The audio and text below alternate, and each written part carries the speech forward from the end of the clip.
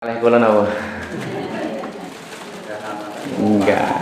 Iya, belum ada setahun sudah lupa kali kula. Niki ajeng diisi mboten niki? Nek mboten ajeng diisi mangke dibuka mawon biar bapak-bapak los depan mawon semuanya. Nek ajeng diisi nggih monggo diisi rumiyin sebelum kita mulai.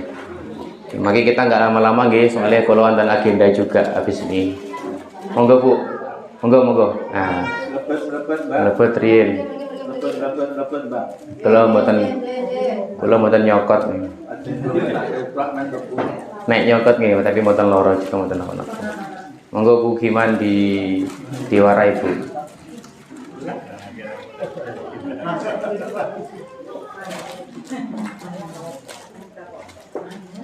Seperti biasa mangke wonten foto-foto, wonten video-video. Siap niki tema kurban mangke wonten foto-foto sapi lah. Sampun? Saged dimulai nggih Bu. A'udzubillahi minasyaitonirrajim. Bismillahirrahmanirrahim. Assalamualaikum warahmatullahi wabarakatuh. Waalaikumsalam warahmatullahi wabarakatuh. Saya mengenal jamaah niki jamaah yang semangat dan kompak. Amin. Ngoten niku to? Amin. Seharusnya nek jawab salam niku lebih semangat dan lebih kompak. Siap?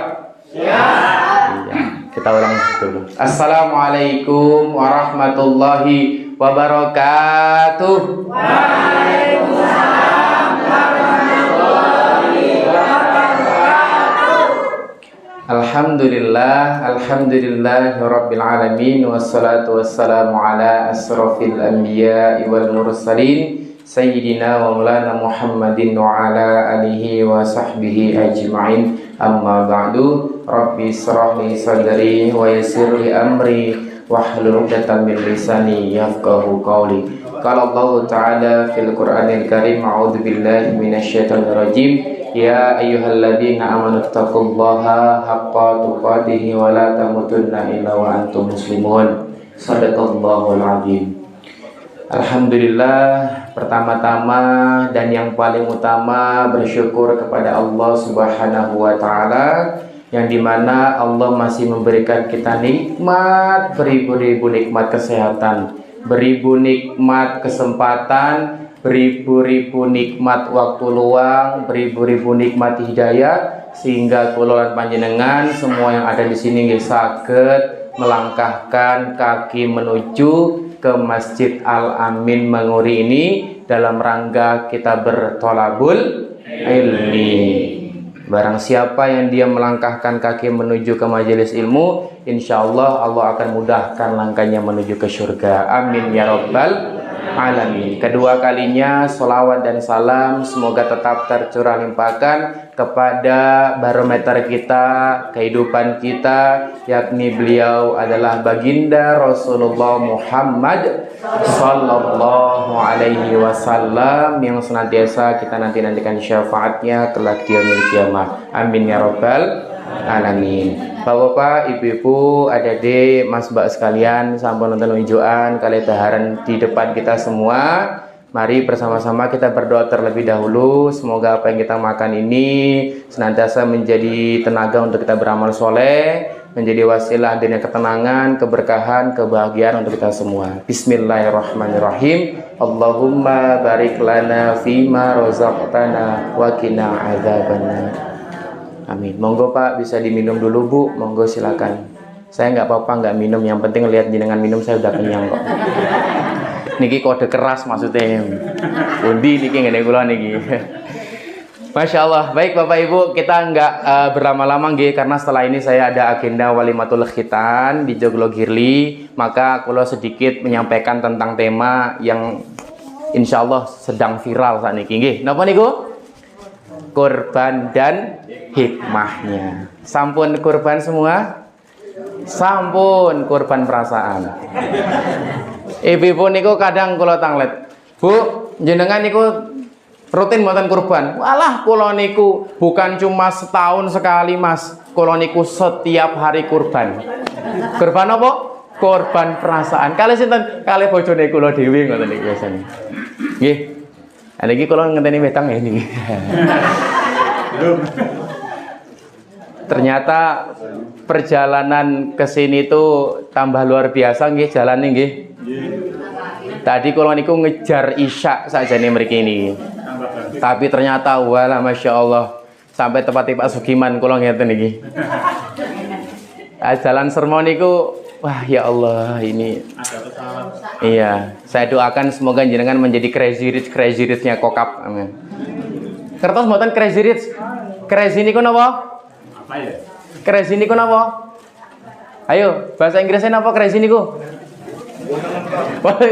Rich niku kaya. Jadi orang kaya yang ya saya doakan semoga jenengan menjadi orang yang kaya semua nggih. Iya, jadi swadaya. Wis Pak Sugiman ya kan, Pak Tahmir, Pak RT, siapa-siapa bandingan untuk membuat jalan di Sermo itu menjadi rata lagi. Niku nggih, bismillah. Kula minum riyen nggih. Bismillah. Alhamdulillah.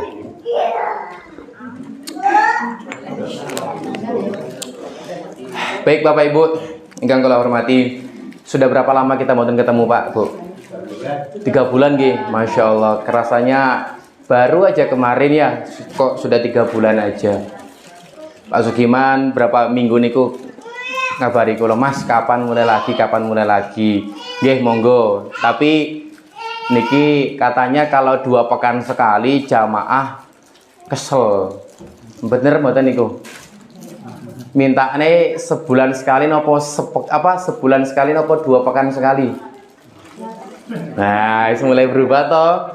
Iya, maka Ramadan 30 hari kemarin Ramadan itu adalah kita CLBK-an dengan Al-Quran, betul? Maka ada setelah Ramadan bulan namanya bulan Syawal. Syawal niku maknanipun adalah peningkatan.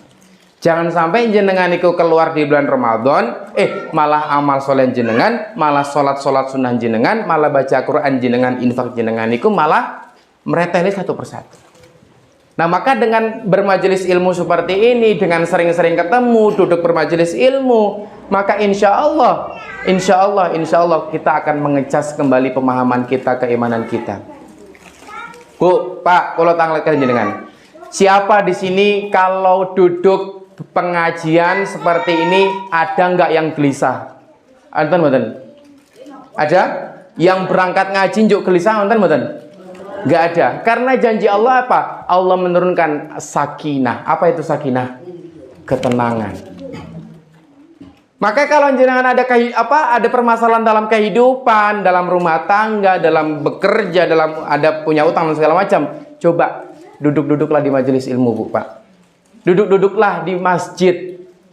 Insya Allah hati kita akan menjadi tenang. Ala bidzikrillahi tatmainul qulub. Hanya dengan mengingat-ingat Allah, maka hati kita akan menjadi tenang. Bermajelis ilmu seperti ini kita sedang mengingat Allah juga, zikrullah, baca-baca Al-Quran, baca-baca hadis, dan mengingat kekuasaan-kekuasaan Allah. Nah itu juga termasuk dengan zikrullah. Itu nggih, Bapak Ibu sekalian. Nah maka insya Allah kita akan membahas sedikit lah, nggak banyak, seputar kurban dan hikmahnya. Mungkin nanti ada beberapa pemahaman jenengan mungkin yang agak berbeda. Monggo silakan, tidak apa-apa. Tapi ini saya sampaikan dengan versi yang saya dapatkan. Itu nggih, karena ini berkaitan dengan fikih. Oh iya, ngomong-ngomong, sudah berapa hewan kurban di Masjid Al-Amin? Masih kosong. Masih kosong? Alhamdulillah. Saja nih kalau pun ngerti. Kalau memancing saja. Siapa tahu malam hari ini tergugah hatinya untuk segera pulau booking. Nah, seperti itu. Insya Allah kurban dan hikmahnya. Bismillahirrahmanirrahim, kita mulai ya. Kita tampilkan dulu satu video nggih. Nah, terus tak kandani to, Bu. Kon maju ra gelem begitu ono materi. Silakan, Mas Rizky. Ya, ini untuk prolog dulu nggih.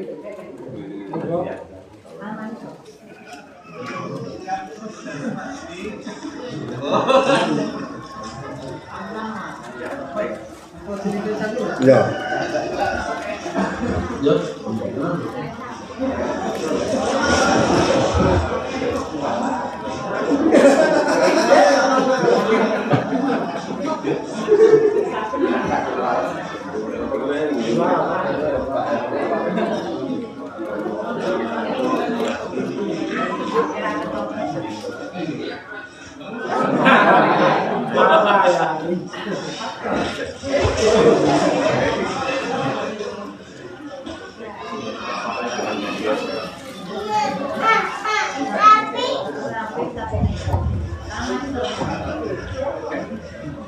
Nah, niki banyak kemungkinan Bu, Pak. Kemungkinan salah satunya si sapi stres.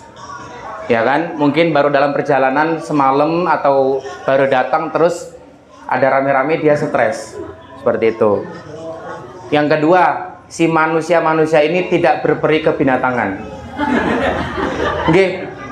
Ya, sapi itu dia juga pengen dielus-elus, pengen di apa itu?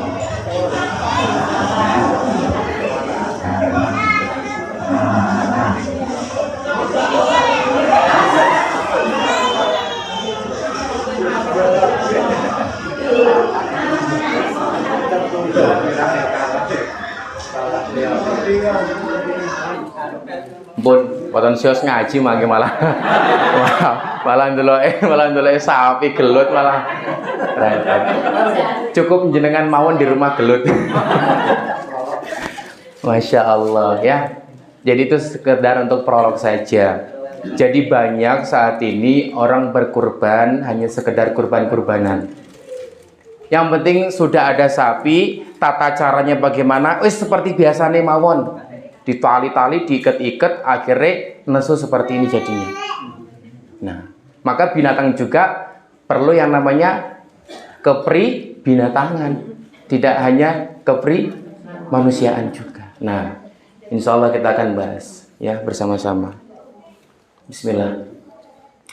Baik, apa yang biasanya jenengan sering bicarakan perihal kurban? Napa Pak Bu? Hewan, betul? Betul nggih? Hewan ini kayak gimana, spesifikasinya gimana, apakah kakinya 4 nopo kakinya 3, matanya 2 nopo matanya 1, kan ngoten niku nggih. Terus juga waktu. Nah niki biasanya. Nah niki di sini tanggal 28 nopo tanggal 29. Wah, niki jamaah berbeda nih, ada yang 28 atau 29. Ya kan kalau dari Majelis Tarjih Muhammadiyah sudah memutuskan tanggal 28 nggih. 28 dan pemerintah belum seperti itu. Dan kalau di tempat kula niku rata-rata 28, nanti penyembelihannya 29 untuk mengakomodir teman-teman yang sholatnya 29 seperti itu. Nah, tapi kalau di sini nggih, monggo. Selanjutnya, nah, hukum kurban itu apa sih kan gitu biasanya ya. Dan juga tentang sejarah. Nggih. Jadi kita bicara tentang sejarah sedikit Bu ya, sebelum nanti kita masuk ke materi. Jadi sejarah awalnya ada kurban itu jenengan pasti sudah pada paham semua. Berasal dari Nabi siapa? Nabi Ibrahim. Ya kan? Berawal mendapatkan sebuah mimpi yang sangat luar biasa, ya kan? Mimpi itu wasiatnya adalah apa? Memotong, menyembelih siapa? Anaknya. Siapa anak Nabi Ibrahim? Ismail. Bayangkan Pak Bu, anak tersayang. Ya kan? Jenengan punya anak, kalau dapat wahyu, dapat mimpi, dapat arahan yang itu datangnya dari Allah dan itu sebuah pengorbanan yang sangat luar biasa, kira-kira jenengan pripun? Kan beda keimanan kita sama Nabi, Mas. Kan seperti itu nggih, misalnya nggih. Ya saya contohkan, nggak usah nyembelih anak. Misalnya, jenengan punya barang istimewa apa di rumah? Ayo. Duwe akik misalnya. Apa duwe akik sing duwe isine. Atau punya misalnya mobil yang jenengan cintai sekali. Ya kan ketika misalnya jenengan mimpi dapat wahyu misalnya dari Allah. Mas, mobilmu silakan kamu sedekahkan. Kira-kira kita gimana perasaan kita? Wah, eman. Wah, los wah iki crazy rich tenan ini.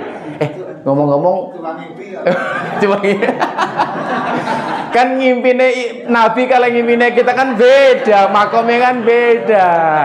Lah jenengan nggih mimpine guys, mimpi utang terus. Ngomong-ngomong Pak Ganjar pundi? Sudah nggak ada nggih? Sudah nggak ada, astagfirullah. Baru cuti nggih, Masya Allah. Ya. Maka ini kita harus belajar Pak Bu. Esensi dari kurban niku nopo. Jangan sampai jenengan saya punya uang sudah saya kurbankan, tapi nggak tahu apa esensinya. Nah, ini yang harus diketahui oleh umat muslim saat ini. Nah, kita pelan-pelan bersama-sama, nggih. Bismillah, pengertian kurban. Kurban juga Bu Pak disebut dengan istilah udhiyah. Napa? Udhiyah adalah hewan kurban. Begitu unta, sapi dan kambing yang disembelih pada hari raya kurban dan hari-hari tasyrik sebagai takarub, pendekatan. Takarub itu pendekatan diri kepada Allah. Jadi esensi kurban niku Pak Bu, esensi kita nyembelih kurban niku yakni adalah pendekatan kita kepada Allah. Takarub ilallah, mendekat kepada Allah. Bukan masalah gaya-gayaan, bukan masalah rutinitas, enggak, tapi bentuk pendekatan kita kepada Allah Subhanahu wa taala. Terus nek kula kurban ayam pripun? Tapi ayamnya seharga kambing misalnya. Ya kan, nek misalnya ayam niku ditumbaske 3 juta, harga kambing pripun? Misalnya terkumpul berapa ekor? Apakah boleh? Boleh mboten kira-kira? Boleh. Ini mazhab Kokapiyah ini. Yang jelas bukan mazhab Bayu Iyah nih. Iya. Gak boleh. Ketentuannya adalah kalau bukan unta, lembu ya kambing atau domba. Gitu. Ya. Nek korban perasaan pripun? Wis setiap hari jenengan korban perasaan ini ngoten niku. Oke, definisi kurban. Ya, kata kurban berasal dari bahasa Arab qariba yaqrabu kurbanan, yang berarti dekat. Maksudnya mendekatkan diri kepada Allah dengan mengerjakan perintahnya, sedangkan dalam pengertian syariat, kurban ialah menyembelih hewan ternak yang memenuhi syarat tertentu yang dilakukan pada hari raya Idul. Ujung ngomong Idul Fitri loh, Bu.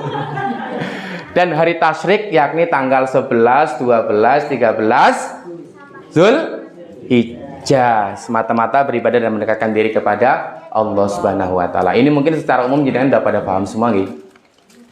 Yuk kita lanjut. Nah, dasar hukum kurban. Kurban hukumnya sunnah alias tidak wajib. Kalau sunnah itu dijalankan mendapatkan paha, kalau tidak dijalankan, nah materi ini wis lali niki. Kalau berdiri nggih, aduh kalau semutan, aduh, ngapunten perut kula kram. Ngapunten nggih sakniki kula macake macak kiai ngoten niku. Request kali kanca-kanca ben rada gayeng sithik ngoten niku ya kan, ben padha kiai. Ora kiai sapa-sapa lho, enggak, ben ya insyaallah ini bentuk doa saya juga kelak menjadi kiai nggih. Amin ya rabbal alamin ya. Insyaallah niki gara-gara kemarin Habib niku to. Kunjuk kula ketularan. Iya, kalau niku sebelum 1 minggu sebelum ngundang Habib, YouTube niku isine nopo? Solawatan terus. Masya Allah, nih, luar biasa. Maka kurban niku hukumnya adalah sunnah atau tidak wajib. Kalau sunnah itu dijalankan dia mendapatkan pahala, kalau tidak dijalankan itu rugi. Mindset jenengan sekarang harus dirubah. Oh, nek sunnah kalau tidak dijalankan berarti rugi. Sama sholat duha. Oh, sholat duha kan sunnah. Nek dijalankan mendapatkan pahala, kalau tidak dijalankan berarti rugi. Eman.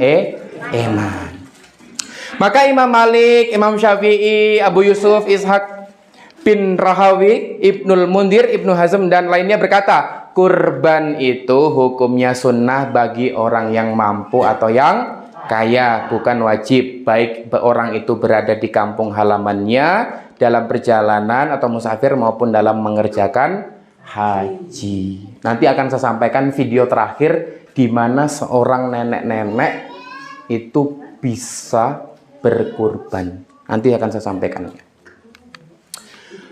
Nah, ukuran mampu berkurban hakikatnya sama dengan ukuran kemampuan bersedekah, yaitu mempunyai kelebihan harta atau kelebihan uang setelah terpenuhinya kebutuhan pokok. Ingat Bu ya, ingat, jangan sampai jenengan niku ngutang-ngutang demi mau diakui berkurban di desa ning jenengan. Jangan. Kalau mampu ya silakan berkurban. Kalau misalnya mau merelakan ya sudah, saya tak jual emas aja. Ini bentuk pengorbanan saya biar saya belikan sapi jadi rombongan sapi atau saya belikan kambing. Nggak apa-apa. Tapi kalau sampai ngutang, mohon maaf. Kalau belum tercukupi kebutuhan pokok, Jangan, bisa jadi itu dolim kepada diri sendiri. Kalau mampu, gaspol. Karena ini agenda setahun sekali. Ya kan? Yaitu sandang, pangan, dan papan, dan kebutuhan penyempurna yang lazim bagi seseorang. Jika seseorang masih membutuhkan uang untuk memenuhi kebutuhan-kebutuhan tersebut, maka dia terbebas dari menjalankan sunnah kurban. Jangan dipaksakan. Kadang tahun ini ekonomi kita sedang alhamdulillah stabil nggih. Alhamdulillah bisa berkurban. Kadang juga ada mungkin jenengan yang tahun ini nopo ekonomi ini sedang menurun misalnya, sedang tidak cukup. Nggih, mboten napa-napa karena ini hukumnya sunnah. Coba kalau misalnya hukumnya wajib pripun? Hei, Masjid Al-Amin Menguri jamaah, wajib semua untuk kurban. Wah, kanten pripun? Ana sing ngedol rumah. Yang ngeculke pokoknya macam-macam lah. Perhiasan dan segala macam. Hah? Dilalah orang wajib. Masya Allah. Tapi bagi yang mampu, ya silahkan. Gitu nggih? Nah, ini foto siapa ini? Pak, ada sabda Nabi SAW yang keren banget nih. Orang yang mampu berkorban tapi tidak berkorban, maka hukumnya makruh. Nabi SAW pernah bersabda, barang siapa yang mempunyai kemampuan tetapi ia tidak berkorban, apa kata Rasul? Maka jangan sekali-kali ia menghampiri tempat sholat kami. Bu, luar biasa Pak Bu. Berarti Rasulullah menganjurkan banget bagi yang mampu untuk berkurban. Kalimatnya apa? Jangan sesekali menghampiri tempat sholat kami. Sindiran yang sangat luar biasa. Kita setiap hari bersolawat, betul? Ya kan? Ya, ini sholawat Nabi Muhammad. Sholawat ini Muhammad Yakapin. Insya Allah ya. Jenengan tiap hari bersolawat, tiap hari minta doa untuk mendapatkan syafaat dari Rasulullah, betul? Tapi di sini dikatakan apa tadi? Jangan sesekali menghampiri tempat sholat kami. Maka yang diberi kemampuan ekonomi, yuk silakan kontribusi. Minimal ikut rombongan sapi, minimal yuk 1 sapi, monggo. Kalau bisa nggih kambing juga nggih monggo, terserah sesuai kemampuan masing-masing. Niku. Nah, keutamaan berkurban. Berkurban merupakan amal yang paling dicintai oleh Allah Subhanahu wa taala pada saat Idul Adha. Jadi momentum Idul Adha niku ada satu momen yang sangat luar biasa yang dicintai oleh Allah Subhanahu wa taala, yakni adalah momentum kurban. Allah sangat cinta. Sabda Nabi, tidak ada suatu amal anak Adam pada hari raya kurban yang lebih dicintai Allah selain menyembelih kurban. Hadisnya insya Allah sahih, hadis riwayat At-Tirmizi. Kalau jenengan tahu Bu selama ini, ternyata kurban itu amalan yang paling dicintai oleh Allah di Idul Adha. Berarti saya mulai dari sekarang harus bagaimana punya tabungan khusus tabungan kurban. Pelan-pelan, ya kan? Misalnya ada bulanan dari suami, cemplung, sedikit demi sedikit lama-lama menjadi bukit. Itu insya Allah ada niat, ada jalan, nggak ada niat banyak alasan. Ya, jadikan prioritas untuk kedepannya, gitu nggih. Nah, ini Bu, tetesan darah hewan kurban. Jenengan tahu nggih tetesan darah niku ketika disembelih niku krok niku akan memintakan ampun bagi setiap dosa orang yang berkurban. Insya Allah. Niki juga sabda Nabi SAW. Hai Fatimah, bangunlah dan saksikanlah kurbanmu.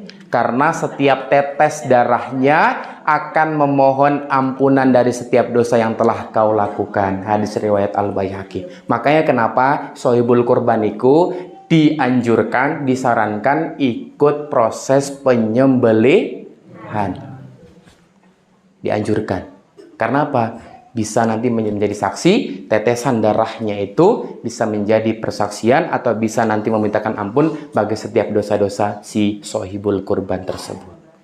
Maka saya doakan semoga jenengan semua yang ada di sini senantiasa Allah mampukan ekonominya, Allah mampukan niatnya, Allah mampukan hajatnya untuk terus senantiasa bisa berkurban di setiap tahunnya. Amin ya rabbal alamin. Okay? Nah, waktu berkurban itu kapan? Ya, kurban dilaksanakan setelah sholat Idul Adha, tanggal 10 Zulhijjah hingga akhir hari tasyrik atau sebelum maghrib, yakni pada tanggal 13 Zulhijjah. Kurban itu tidak sah ya ketika disembelih sebelum sholat Idul Adha. Terus nggak sah? Sah, tapi akadnya bukan kurban, tapi sedekah. Maka dianjurkan ketika setelah saya sholat itu kita ada menyaksikan pemotongan kurban. Nah makanya ada salah satu jamaah di daerah Kalikepen itu bilang gini ke saya, Mas, kalau sholatnya tanggal 28, juk nanti tanggal 29 motongnya rasanya feel-nya nggak dapet. Biasanya kan itu kan setiap tahun ya, jadi habis sholat yuk langsung motong kan. Iya, ben nggak minum gawe ini toh, mesti biar sekalian ngoten niku daripada nunggu besok males. Selak makaryo KB kan ngoten niku. Ya, maka nanti saya akan sampaikan juga bagaimana nanti Islam tuh bisa mengatur yang namanya waktu dalam penentuan waktu Idul Adha. Tapi kalau cuma satu pertemuan seperti ini saya nggak bisa menyampaikan secara penuh. Karena ini betul namanya istimbatul ahkam, penarikan hukum di dalamnya. Saya nggak akan mungkin menyampaikan ke jenengan kalau itu nggak rutin materinya. Oke, nanti jenengan ikuti mawon materinya. Yang kedua, sabda Nabi SAW, barang siapa menyembelih kurban sebelum sholat Idul Adha 10 Zulhijjah, maka sesungguhnya ia menyembelih untuk dirinya sendiri. Alias kalau tafsir lainnya adalah untuk sodako dirinya sendiri. Dan barang siapa menyembelih kurban sesudah sholat Idul Adha, maka sesungguhnya ia telah menyempurnakan ibadahnya berkurban yang telah sesuai dengan sunnah atau ketentuan Islam. Hadis riwayat Bukhari. Oke, ini beberapa hadis yang memperkuat bahwasanya waktu berkurban itu setelah sholat Idul Adha. Lah niki sholatnya teng pundi, teng lapangan apa teng masjid? Teng masjid mriki. Oh, Masya Allah. Berarti setiap masjid nggih mengadakan sholat masing-masing ngoten niku nggih. Nek teng lapangan wonten mboten? Wonten juga di lapangan. Masya Allah, luar biasa. Penentuan tanggal 10 Zulhijjah berdasarkan ru'yat yang dilakukan oleh Amir penguasa Mekah sesuai hadis Nabi SAW dari sahabat Husain bin Haris Al-Jadili radhiyallahu anhu.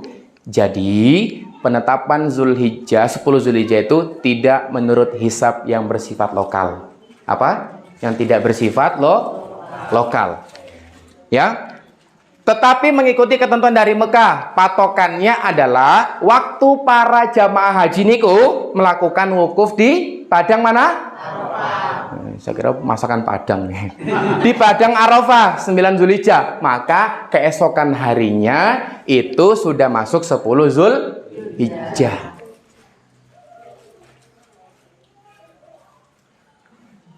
Betapa asyiknya, betapa kerennya waktu zaman dulu ketika seorang Amir Mekah mengatakan bahwasanya sekarang wukuf di Arafah berarti besok sholat Idul Adha. Seluruh umat muslim satu suara bahwasanya 10 Zulhijjah di hari itu. Keren boten? Keren boten? Keren boten? Keren. Nah maka kalau jenengan pengen seperti itu, yuk bersama-sama belajar bagaimana tata cara Islam itu menarik hukum tentang masalah ruhyatul hilal. Karena itu semua ada materi-materinya. Nah kan saat ini kan kita, mohon maaf, kita seringnya itu terpecah karena ruhyatnya bersifat lokal. Brunei, Malaysia, dan segala macamnya sudah menentukan Idul Fitri di hari itu. Indonesia belum. Apa jawabannya? Karena kita negara Republik Indonesia. Karena kita punya sendiri penarikan hukumnya. Padahal masih ditarik garis lurus, itu masih sama waktunya. Coba bayangkan Pak Bu. Gimana umat muslim saat ini mau bersatu? Betul, betul? Betul, betul? Betul. Ada metodenya pakai perhitungan hisab, ada pakai ruqyah. Nah, maka di tahun ini kemungkinan ada berbeda. Karena Muhammadiyah itu sudah menentukan tanggal 28 menggunakan hisab, betul? Tapi kalau dari pemerintah biasanya nanti menggunakan dia 3 derajat. Dan kemungkinan itu akan berbeda. Tapi kita maklumi saat ini jangan gondok-gondokan. Jangan saling sikut-sikutan. Kamu 28 sana, kamu 29 sana. Enggak. Kita tetap saudara seiman. Innamal mu'minuna ikhwah. Sesungguhnya umat mukmin itu saling bersaudara. Gitu nggih? Jadi pada zaman dulu bahwasanya 10 Zulhijjah itu ditentukan ketika sudah wukuf di padang Arafah. Maka jenengan saniki sudah punya nopo? Sudah punya televisi, ya kan? Sudah bisa melihat, oh, Makkah sudah sudah wukuf di Arafah. Oh, berarti insya Allah besok sudah masuk waktu 10 Zulhijjah. Terus gimana cara penarikan hukumnya? Wis, sakniki mohon maaf ya, tidak bisa saya jelaskan karena panjang sekali materinya. Ada hadis ini nanti diperkuat sama hadis ini, nggak rampung kita selama 1 jam. Ya, maka kita tuh berislam tuh nggak ada nih ya spidol ya. Kita tuh berislam itu ya ada namanya muqallid am. Muqallid am niku napa? Orang yang dia ngikut fatwa dari orang tanpa tahu dasarnya apa. Misalnya jenengan, nih, sholat maghrib niku 3 rakaat. Misalnya, jenengan tahu-tahu 3 rakaat, tapi tahu nggak di mana perintahnya, di mana hadisnya, nggak tahu kan? Nah, maka disebut dengan muqallid am atau pengikut secara umum. Nah, jenengan sebagai umat muslim harus naik level menjadi muqallid muttabi namanya. Napa niku muqallid muttabi? Orang yang mengikuti fatwa atau ijtihad dari seseorang dan tahu paham dalilnya, paham landasannya. Misalnya malam Jumat Al-Kahfian misalnya, ya kan ini agak riskan ding ya, Mas. Al-Kahfian, oh apa dalilnya, apa hadisnya? Oh di sini. Nah, jenengan itu disebut dengan muqallid muttabi. Nah, di atas muqallid muttabi itu ada namanya mujtahid yang bisa berijtihad suatu hukum. Nah, kita nih sebagai muqallid am hanya sebagai jamaah biasa, ketika ada fatwa seperti ini ya ikuti saja. Selama itu insya Allah dalam kebenaran, diikuti saja insya Allah. Oke. Lanjut. Ukuran mampu berkorban hakikatnya sama dengan ukuran kemampuan sodako. Ini tadi sudah nggih, yaitu mempunyai kelebihan harta setelah terpenuhinya kebutuhan pokok dan segala macamnya. Sudah. Nah, hewan kurban, jenis hewan. Hewan yang boleh dijadikan kurban adalah unta, sapi, dan kambing atau domba. Jenis kelamin. Dalam berkurban boleh menyembelih hewan jantan atau betina. Tidak ada perbedaan. Itu sesuai hadis-hadis Nabi SAW yang bersifat umum, mencakup kebolehan berkurban dengan jenis jantan dan betina dan tidak melarang salah satu jenis kelamin. Termasuk dicek juga sudah apa kalau bahasa Jawanya poel ya.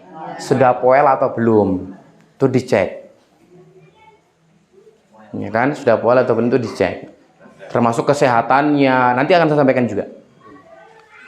Nah, yang selanjutnya umur. Sesuai hadis Nabi SAW dianggap mencukupi berkurban. 1. Kambing atau domba berumur 1 tahun masuk tahun kedua. Yang kedua, sapi atau kerbau berumur 2 tahun masuk tahun ketiga. Yang ketiga, unta berumur 5 tahun.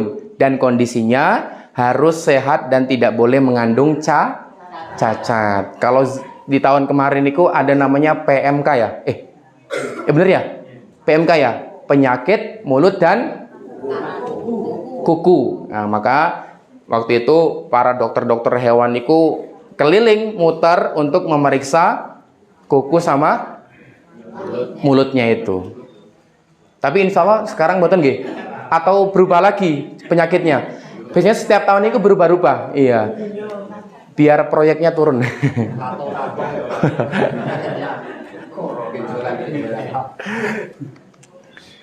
Sesuai hadis-hadis Nabi SAW tidak dibenarkan berkurban dengan hewan satu yang nyata-nyata buta sebelah. Nggak boleh, Pak Bu. Maka cek sapi jenengan, kambing jenengan niku benar-benar matanya niku sempurna dua-duanya normal. Jangan sampai satu nih malah nggak normal, tuh nggak boleh. Yang kedua, yang nyata-nyata menderita penyakit dalam keadaan sakit itu nggak boleh. Maka dicek kesehatannya. Yang ketiga, yang nyata-nyata pincang jalannya. Kalau jenengan udah lihat pincang-pincang seperti ini, jangan. Ya, jangan. Yang keempat, yang nyata-nyata lemah kakinya serta kurus. Cari yang roto gempal, gede, ya sesuai dengan harga juga ya. Biasanya rata-rata nek rombongan sapi niki pinten, Pak? Bu? Iya 7 orang, saya tahu. Maksud saya budgetnya, uangnya niku berapa? 3,5. 3,5 nggih? 3,5 nggih? Masya Allah. Berarti mendapatkan hewan yang harga 22-23 jutaan ya. Kalau di daerah-daerah selatan niku tempat kegolon dan kula kali kepek niku rata-rata di angka 21-22 juta. Jadi di angka 3 juta dan 100-nya untuk operasional.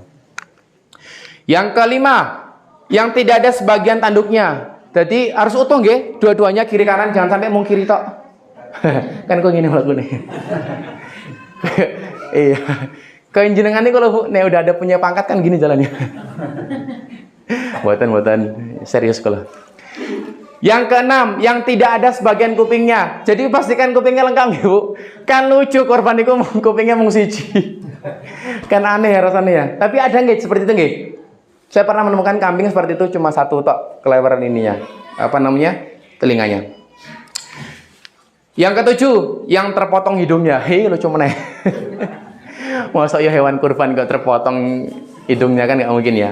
Yang ketujuh, yang kedelapan, yang pendek ekornya. Ya, maksudnya pendek ini karena terpotong atau putus ya. Nek dari bawaan dari lahir ya nggak apa-apa. Tapi kalau terputus itu nggak boleh. Cek. Yang kesembilan, yang tidak rabun matanya. Oh, ini katanya perlu dibawa ke dokter mata nih. Yang rabun ini dokter hewan sendiri yang bisa. Nah, banyak sekali juga jemaah rahimakumullah yang dirahmati Allah Subhanahu wa taala. Banyak juga orang yang mengatakan, saya tuh lebih mantep kalau kurbannya pribadi. Oh, pribadi nek satu sapi nggih mboten napa.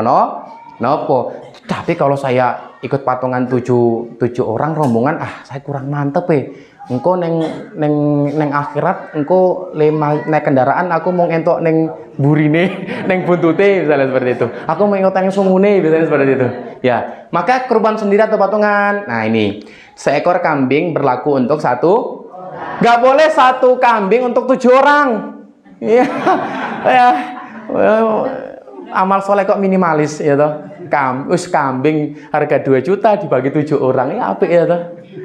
Konjenengan malah sing ditumpaki ekor kambing ning akhirat. Tidak boleh kurban patungan berserikat untuk 1 ekor kambing, sedangkan seekor unta atau sapi boleh patungan untuk 7 orang.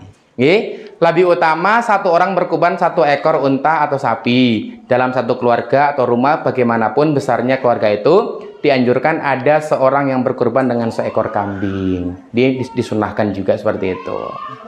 Oke, jadi tidak perlu lagi mindsetnya, nanti kalau misalnya ikut rombongan nanti terpisah-pisah. Enggak, ya insya Allah ini hadisnya juga sahih, hadis riwayat Muslim. Itu nggih, boleh 7 orang. Tapi jangan dibalik, kambing 7 orang. Nek sapi 1 orang boleh. Nah, teknis penyembelihan. 1 hewan yang nanti akan saya sampaikan videonya nggih. Hewan yang akan dikurbankan dibaringkan ke sebelah rusuknya yang kiri. Jadi menghadap ke kiri. Ya kan, dengan posisi mukanya menghadap ke arah kiblat. Berarti kepalanya arah mana? Selatan ya? Selatan, dan kakinya ya utara. Pasti lawannya selatan ya, utara. Gitu nggih. Jadi menghadapkan ke kiblat. Diiringi dengan membaca doa Rabbana taqabbal minna innaka antas samiul alim. Macam-macam doanya Pak. Biasanya kalau Pak Rois atau tim Jakal kan biasanya ada doa-doa sendiri ya. Oke. Artinya ya Tuhan kami, terimalah kiranya kurban kami ini, sesungguhnya Engkau Maha mendengar lagi Maha mengetahui. Oke. Jadi seperti itu. Hewan kurban dihadapkan ke arah kiblat dan kiri tulang rusuk ini di bawah itu. Nah ini. Sebelum disetelkan Pak, Bu, perhatikan ya. Jenengan kalau jadi tim Jagal, perhatikan kalimat saya.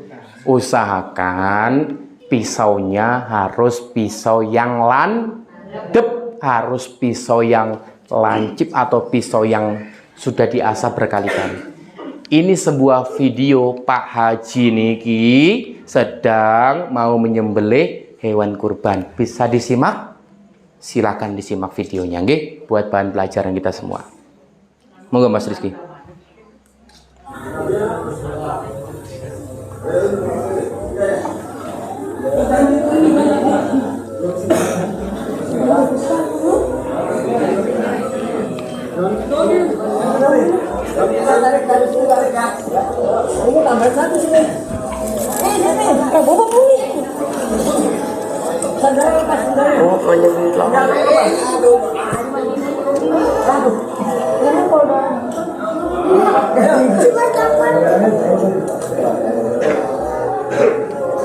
Niku kira-kira sebelah kanan atau sebelah kiri niku? Kanan ya? Kanan ya? Niki Pak Haji nih. Misalkan sing jakal niku tenagane juga tenaga yang kuat nggih. Jangan sampai begini begadang terus kon jakal engko malah. Nah ini. Simak Bu, simak Pak. Simak. Jeng. Tuh. Tim jagalnya aja bingung le nyembelih ke piye ya toh? Grogi. Nah niku wis gelisah pokok wis ra genah-genah niku. Nyopot sandal ya toh. Wis pokoknya wis kepiye carane kudu iso iki ya. Ya wis. Yang pertama yaitu Bapak Muhammad Tamrin sebagai dua Abdul Muslim, tiga Pak Muslim bin Islam Muslim, empat Ibu Riskinah binti Kartio, lima Muhammad Jami Samudro bin Andi Setianto, enam Muhammad bin Jailani, tujuh Pak Asep Mulia bin Bulan.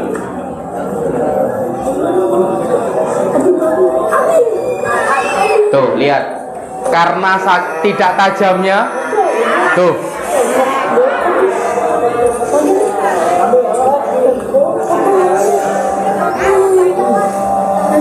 Tuh, itu kayak gergaji kayu itu.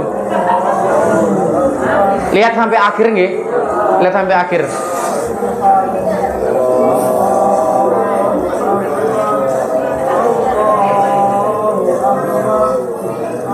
Lihat sampai akhir. Tuh, sampai diputer lehernya nih. Sampai lehernya ini mau putus sama kepalanya. Tuh. Tuh. Tuh. Tuh, diputer itu. Set, diputer. Nah, itu sampai mau kepotong loh.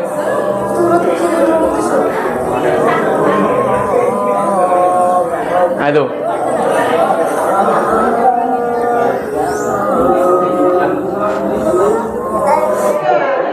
Sampun gitu. Kalau malah kering.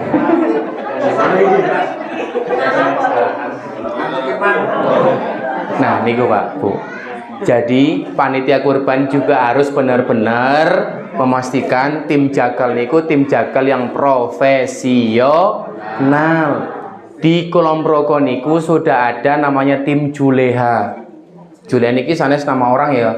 Juleha niku juru sembelih halal. Kalau nggak ada yang spesifikasi standar di sini, silakan koordinasi dengan saya bisa ngelingkan tim Juleha untuk bisa jagal ke sini sesuai dengan standar syariat Islam yang ditentukan. Coba, kayak gini kan jadi nggak enak kan lihatnya. Wis mikir arep dipangan, aduh. Itu tadi lehernya sampai mau putus loh, Bu, Pak. Padahal kalau orang nyembelih itu ya kan cukup 3 saluran saja yang sudah terputus sudah beres. Saluran pernapasan, saluran makan, sama saluran darahnya. Udah, itu aja sebenarnya.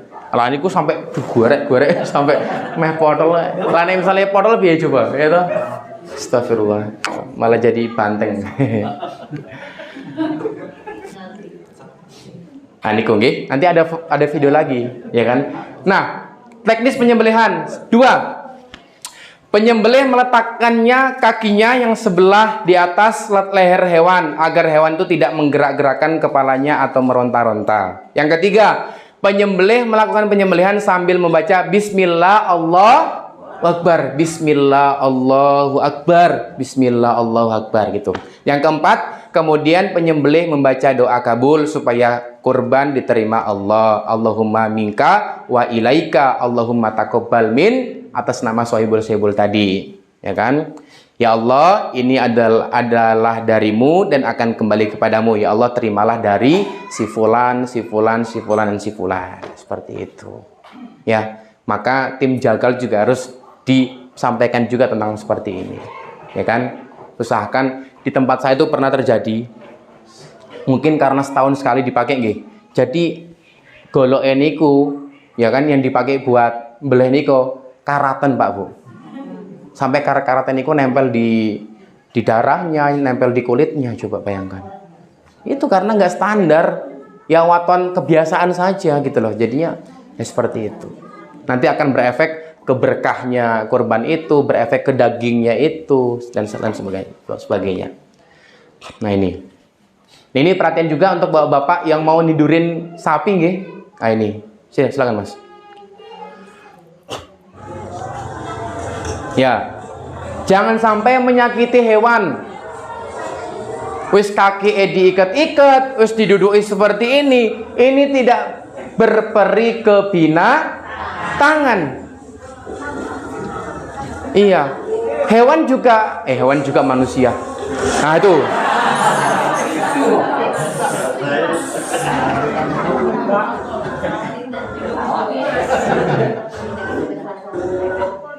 Tuh. Der.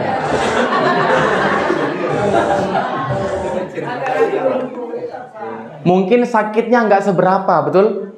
Tapi isinnya yang malunya yang luar biasa, betul? Betul, ya mungkin ya patah-patah sedikit nggak apa-apa lah ya. Mau uji coba sama sapi. Nek uji coba ki karo bojone. Karo sapi. Niki juga silakan disimak ya. Ini video sidekick, tendangan ke samping. Jangan sesekali jenengan niku tunduk atau merendah di hadapan sapi, merendahnya kepada Allah. Ini. Wah. Nek dari pacaannya keren-keren nggih, Pak. Pakai sepatu boot ya toh. Wis nggawa ini, tapi ya itu ditenangin dulu, ditenangin. Jadi hewan sapi itu sama kayak wanita, Bu. Pak, dilus-lus dulu gitu kan. Nah, ini nih, jangan sampai seperti ini, Pak, Bu. Nah, itu mau masang patah hidungnya, pecah. Tuh.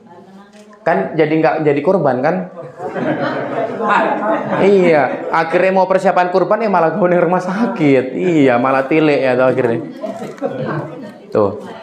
Pemanfaatan daging kurban. Disunnahkan bagi yang berkurban untuk memakan daging kurban dan menyedekahkannya kepada orang-orang fakir dan menghadiahkan kepada karib atau kerabatnya. Oke? Nabi SAW bersabda, makanlah daging kurban itu dan berikanlah kepada fakir miskin dan simpanlah. Hadis riwayat Ibnu Majah, insya Allah juga sahih hadisnya. Ya, jadi pemanfaatan daging kurban itu disunnahkan dimakan dagingnya atau disedekahkan ke fakir miskin atau diberikan kepada kerabatnya. Karena dalam Islam ada konsep namanya tahadu tahabu. Apa Bu, Pak? Tahadu tahabu, saling memberi hadiah. Orang kalau saling memberi hadiah pasti insya Allah akan rukun hidupnya. Betul? Jenengan misalnya masak sop. Nah, yuk niki kalau masak sop dicoba nggih. Besok niki kalau betul kolak, dikasih kolak gitu terus. Akhirnya terjalin apa? Ukhuwah yang terjalin sangat luar biasa. Inilah Islam luar biasa nggih. Jadi adanya kurban itu juga bentuk perhatian, bentuk sedekah, bentuk ringan tangannya kita terhadap sesama muslim, sesama saudara kita, tetangga kita. Ini pemanfaatan daging kurban. Yang selanjutnya, berdasarkan hadis itu, pemanfaatan daging kurban dilakukan menjadi 3 bagian atau cara, yaitu pertama, makanlah, berikanlah kepada fakir miskin, dan simpanlah. Namun, pembagian ini sifatnya tidak wajib, tapi mubah.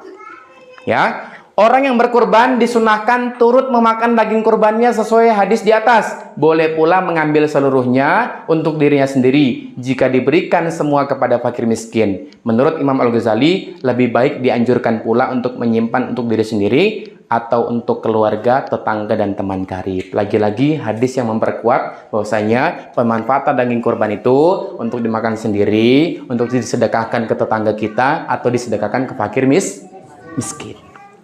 Lalu bagaimana buat non-muslim? Nah, kan gitu saya. Nanti sabar ya. Nah, yang terjadi di tengah-tengah masyarakat kita. Saya tanya dulu Bapak Ibu sekalian. Biasanya di sini kalau ada kepala, kalau ada kulit, ada kaki, diapain? Dirajang. Ada lagi? Ini saya cari fakta dulu. Kalau di daerah selatan sana, itu kaki, kulit, ekor, kepala, niku dikasih ke TPA. Nah, dikasih ke TPA, dan itu nanti ketika ada orang yang mau menguangkan, bahasanya apa? Menguangkan. Ingat ya, bahasanya apa? Menguangkan, dan nanti uang itu untuk infak masuk ke TPA. Kira-kira boleh enggak? Kira-kira boleh enggak? Oke, kita bahas bersama-sama ya. Menjual kulit hewan adalah haram, baik oleh perkurban maupun oleh takmir masjid sebagai wakilnya. Terus gimana? Dalilnya sabda Nabi SAW, dan janganlah kalian menjual daging hadyu, dagingnya orang haji ya, daging berkurban, dan daging kurban, makanlah dan sedekahkanlah dagingnya itu. Perhatikan baik-baik, ambillah manfaat kulitnya. Apa? Kalau kulit dijadikan apa biasanya? Kendang, hadroh, beduk. Ada lagi? Dibuat apa? Lulang ya? Apa? Dibuat apa? Kerupuk. Betul ya? Ambillah manfaat kulitnya dan jangan kamu menjualnya. Hadis riwayat Ahmad, insya Allah juga sahih hadisnya. Ya kan? Jika kulit sudah diberikan kepada orang fakir atau miskin, lalu orang fakir dan miskin itu menjualnya, hukumnya boleh, karena sudah berpindah kepemilikan. Maka kalau besok, saran saya, kalau misalnya ada kepala atau apa yang nganggur, wis sopo sing arep nggawa gawanen. Aman. Nah, di daerah selatan sana itu ngomongnya diuangkan. Ingat, Islam itu agama akad, Pak, Bu. Ya, harus jelas akadnya. Sama kan jenengan niki berhubungan juga. Qabil tu nikah, wa tazwijaha bil maghril madhkur hal.